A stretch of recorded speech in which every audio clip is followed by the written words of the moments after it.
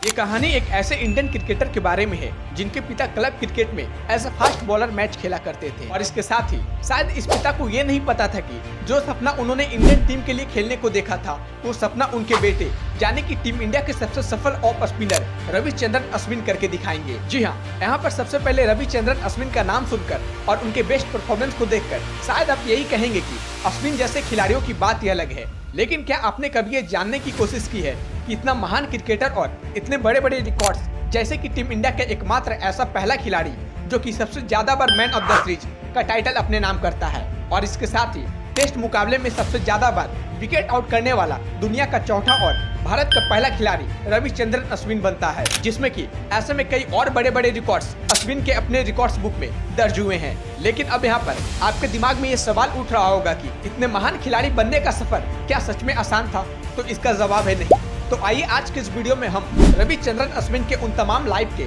Most turning points के बारे में बताते हैं, जिससे कि आप जान सकोगे कि द लेजेंड ऑफ स्पिनर के सक्सेस के पीछे का कहानी क्या है। सबसे पहले आपको बता दें कि अश्विन का जन्म 17 सितंबर 1986 को मद्रास तमिलनाडु में रविचंद्रन के घर में हुआ था, जिसमें कि उनके पिता रविचंद्रन एक तेज गेंदबाज के रूप में क्लब स्तर पर मैच खेला करते थे। तो वहीं दूसरी ओर अगर सबसे पहले मैं आपको अश्विन के एजुकेशन के बारे में बता दूं तो अश्विन ने अपने प्रारंभिक स्कूल यानी कि पद्म शेषाद्री बाला भवन में की थी और उसके बाद उन्होंने हायर स्कूल की शिक्षा प्राप्त करने के लिए सेंट बेदे स्कूल में दाखिला लिया, जिसके बाद उन्होंने पढ़ाई में रुचि दिखाकर एशियन कॉलेज ऑफ इंजीनियरिंग यानी कि चेन्नई से इंफॉर्मेशन टेक्नोलॉजी में बीटेक की डिग्री हासिल की, जिसके चलते अश्विन के स्टडी को देखकर यह साफ होता है कि अश्विन खेल के साथ साथ पढ़ाई में भी अव्वल रह चुके हैं। लेकिन असली कहानी तो तब शुरू होता है जब अश्विन 9 साल की उम्र में YMCA के लिए क्रिकेट खेलना शुरू करते हैं और उन्हें अपने करियर के शुरुआती दौर में चंद्रशेखर राव द्वारा कोचिंग दिया जाता है। जिसके बाद जब वो सेंट बेडे में वापस चले जाते हैं तो उस स्कूल में क्रिकेट एकेडमी थी, जिसमें कि वहाँ पर उन्हें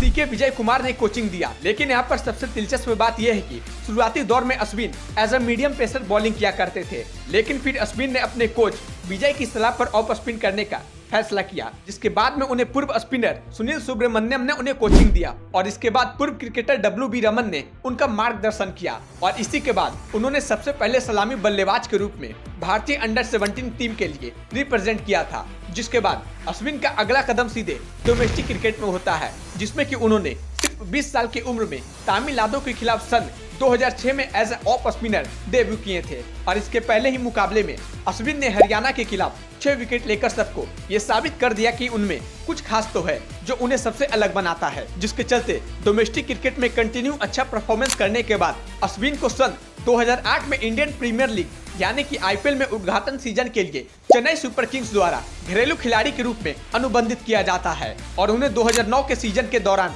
चेन्नई सुपर किंग्स के लिए सामने खेलने का मौका मिलता है और इसके साथ ही फिर वो लगातार 8 सीजन तक चेन्नई की टीम में खेलते हैं, जिसमें कि सन 2015 में उन्हें चेन्नई का टीम का साथ छोड़ना पड़ता है। और इसके साथ ही अब अगर चेन्नई टीम की बात करें तो अश्विन ने टीम को 2 बार IPL खिताब जिताने में महत्वपूर्ण योगदान दिया था, जिसमें कि अश्विन का सबसे पहले सफल सीजन 2010 में आया था जब उन्होंने 13 विकेट लेकर CSK को अपना पहला IPL खिताब जिताने में मदद की थी और उनके इस असाधारण प्रदर्शन ने उन्हें उस वर्ष प्लेयर ऑफ द सीरीज का पुरस्कार भी दिलाया था। जिसके बाद 2010 की इंडियन प्रीमियर लीग में अपने प्रभावशाली प्रदर्शन के आधार पर अश्विन को मई 2010 में त्रिकोणीय श्रृंखला के लिए जिम्बाब्वे का दौरा करने वाली भारतीय टीम के लिए चुना गया था, जिसमें कि उन्होंने 5 जून 2010 को श्रीलंका के खिलाफ अपना वनडे डेब्यू किया था, जिसमें उन्हें 32 गेंदों का सामना करते हुए 38 रन बनाए और इसके साथ ही त्रिकोणीय सीरीज के बाद उनका T20 डेब्यू एक हफ्ते बाद यानी कि जिम्बाब्वे के खिलाफ हरारे में हुआ था, जहां पर उन्होंने भारतीय जीत में 4 ओवर में